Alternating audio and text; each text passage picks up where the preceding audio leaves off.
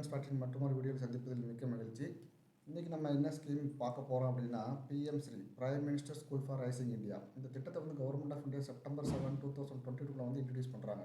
அதாவது நாடு முழுவதும் உள்ள pre school to 12th standard வரைக்கும் உள்ள central government, state government, union territories, local பாடிஸோட ஸ்கூல்ஸ்லாம் வந்து ஸ்ட்ரென்தன் பண்ணணும் அப்படிங்கிறதா வந்து இதோடைய திட்டத்தோட முக்கியமான நோக்கம். இதில் சமக்கர சிக்ஷா அப்படிங்கிற ஒரு திட்டத்தோட ஒரு பகுதி தான் இந்த பிஎம்ஸ்ரீ ஸ்கூல்ஸ். இது வந்து எல்லா கவர்மெண்ட் 32 ஸ்டேட் வந்து இந்த திட்டத்தில் ஜாயின் பண்ணுறதுக்கு வந்து பிஎம்ஸ்ரீ திட்டத்தில் ஜாயின் பண்ணுறதுக்கு வந்து சைன் பண்ணியிருக்கிறாங்க. எம்ஓயு சைன் பண்ணியிருக்கிறாங்க, இன்க்ளூடிங் தமிழ்நாடு. சைன் பண்ணிட்டு வந்துட்டு இன்னை வரைக்கும் இந்த ஸ்கூல் தொடக்கிறதுக்கான எந்த ஒரு ஏற்பாடுகளுமே பண்ணாமல் எங்களுக்கு ஃபண்டு மட்டும் வரலன்னு வந்து இவங்க வாய்க்கிலேயே பேசிட்டு இருக்கிறாங்க. அதில் யாருன்னு பார்த்தீங்கன்னா நம்ம தமிழ்நாடு ஸ்டேட்டோட எஜுகேஷன் மினிஸ்டர். ஸோ நான் என்ன சொல்கிறேன்னா, அதாவது சாதாரண மக்கள், அதாவது நடுத்தர மக்கள், poverty line, below poverty line இருக்கிறவங்களுக்கு வந்து அவங்க மோஸ்ட்லி நம்பியிருக்கிறது வந்து கவர்மெண்ட் ஸ்கூல்ஸ் தான். இப்போ கவர்மெண்ட் ஸ்கூல்ஸில் ஒரு திட்டத்தை கொண்டு வரும்போது இதை அவங்க தடுக்கிறதுக்கு என்னென்ன, ஏன்னா வந்து நல்லா படித்து மேலே வந்துட்டாங்கன்னா வந்து இவங்கெல்லாம் திராவிடத்துக்கு இவங்க ஓட்டு போட மாட்டாங்க. இவங்க இப்போ இந்த வந்து தடுக்கிறது யார் தடுக்கிறாங்க அப்படின்னா ஸ்டேட் கவர்மெண்ட். இவங்க தான் வந்து ஒட்டுமொத்த ஸ்கூல் வச்சுருக்காங்க. ப்ரைவேட் ஸ்கூல்ஸ் எங்கே பார்த்தாலும் வச்சுருக்காரு இந்த டிஎம்கே. இவங்களோட இதுதான் எல்லா இடத்துலையுமே இவங்க ஸ்கூல். இவங்க எதை எதிர்க்கிறாங்க அப்படின்னா ஹிந்தி எதிர்ப்புன்னு வாய்கிலேயே பேசிட்டு இவங்களுடைய ஒட்டுமொத்த குழந்தைகளுமே வந்து ஹிந்தி படிக்கிறாங்க. இதை பற்றி பேசிகிட்டு இருக்கிறாங்க. இது வந்து நம்ம என்ன சொல்கிறது, எங்களுக்கு ஃபண்டு தரல, இது வந்து நாங்கள் இன்னும் இம்ப்ளிமெண்ட் பண்ணாமல் இருக்கிறோம்னா 1000 காரணம் சொல்கிறோம். உங்களுடைய குழந்தைகள் எங்கே படிச்சுட்டு இருக்கிறாங்க? அதுக்கு இவங்ககிட்ட பதில் கேட்டால் பதில் கிடையாது. அன்பில் மகேஷ் பொய்யாமொழி அவர் தான் இப்போ எஜுகேஷன் மினிஸ்டர். உங்களுடைய குழந்தைகள் எங்கே படிக்கிறாங்க? இல்லை முதல் கட்ட தலைவர்கள், இரண்டாம் கட்ட தலைவர்கள், உங்களுடைய குழந்தைகள் எல்லாருமே நல்ல வசதியான பள்ளிகளில், எல்லா வசதிகளுமே இருக்கக்கூடிய பள்ளிகளில் படிக்க வைக்கிறீங்க. இப்போ சாதாரண மக்களுக்கு வந்து அந்த அளவுக்கு வசதி, அதாவது பொருளாதாரத்தில் அந்த அளவு இல்லாத பொழுது அவங்க கவர்மெண்ட் ஸ்கூலில் நம்பி தான் இருக்க வேண்டியிருக்கும். கவர்மெண்ட் ஸ்கூலில் சென்ட்ரல் கவர்மெண்ட்டும் ஸ்டேட் கவர்மெண்ட்டும் இணைந்து ஒரு திட்டத்தை கொண்டு வரணும்னு முயற்சி செய்யும்போது அதை தடுக்கிறதுக்கு உண்டான வேலையை நீங்கள் ஏன் பார்க்குறீங்க? உங்கள் குழந்தைகள் படித்தா ஓகே, உங்கள் குழந்தை படிக்க உங்களுக்கு அளவுக்கு அதிகமாக நீங்கள் பணத்தை கொள்ளையடிச்சு வச்சுருக்கீங்க, இல்லை மட்டும் காசு இருக்குது, நீங்கள் எப்படி படிக்க வச்சுருக்கீங்க? அந்த கல்வி வந்து எல்லா மக்களுக்கும் சாதாரணமாக கிடைக்கப்பட வேண்டும் அப்படிங்கிறதுக்காக தான் திட்டத்தை கொண்டு வராங்க பிஎம்ஸ்ரீ ஸ்கூலில். நீங்கள் எம்ஓயூலாம் சைன் பண்ணிட்டு வந்துட்டு இங்கே வந்து நீங்கள் இம்ப்ளிமெண்ட் பண்ணாமல் நீங்கள் வாய்க்கிலேயே பேசுகிறதுல வந்து ஒன்றுமே கிடையாது.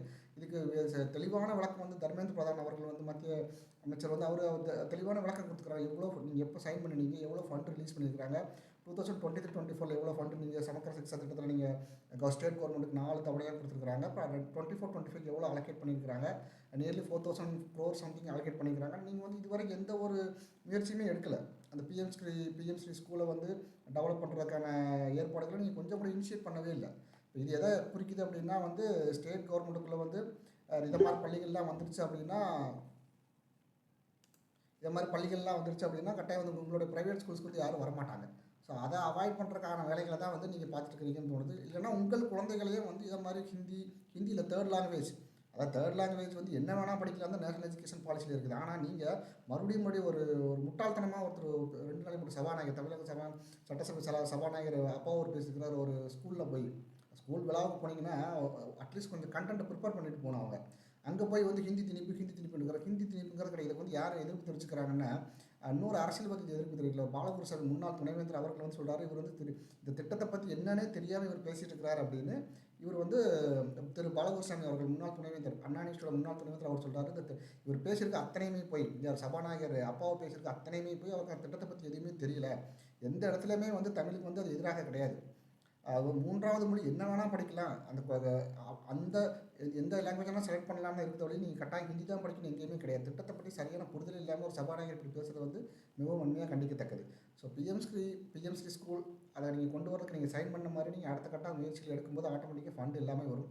மக்களை ஏமாற்றணும்னு நினைக்காதீங்க. இன்றைக்கெல்லாம் வந்து எலக்ட்ரானிக் டாக்குமெண்ட் தான் எல்லாமே, எதையுமே யாரும் போய் சொல்ல முடியாது. அங்கே கையெழுத்து போடுறது, டெல்லியில் கையெழுத்து போடுறது, வாய் மூடிட்டு கையெழுத்து போட்டுட்டு இங்கே வந்து அது இல்லை இதில் நீங்கள் குறை சொல்கிறது வந்து யாரும் ஏற்றுக்க மாட்டாங்க. ஸோ தெளிவான விளக்கம் மத்திய அரசுக்கிட்ட இருந்து கொடுத்துருக்குறாங்க. இதை மாதிரி முட்டாள்தனமாக சபாநாயகர் மாதிரி ஒன்றும் தெரியாமல் போய் பேசாமல் கொஞ்சம் தெரிஞ்சு படிச்சுக்கிட்டு அதை பற்றி கொண்டே பேசுங்க. அப்படின்னா தான் வந்து மக்கள் வந்து நம்புவாங்க. நீங்கள் உங்களோட அதாவது என்ன சொல்கிறது, நீங்கள் ரொம்ப நாளில் உங்களோட பொய் பத்திரட்டை வந்து நீடிக்காது. இது கெட்டிக்காரம் பொழுது 8 நாள் மட்டும் சொல்கிற மாதிரி நீங்கள் எத்தனை நாள் வந்து இப்படி ஏமாற்றிக்கிட்டே இருப்பீங்க? அதுக்கு எதிர்ப்பு தெரிவித்து யாரும் பார்த்தீங்கன்னா இன்னொரு கல்வியாளர்னு தெரிவிச்சிருக்கிறாரு. ஸோ எல்லாரும் அமைதியாக பார்த்துக்கிட்டு அமைதியெல்லாம் இருக்க மாட்டாங்க.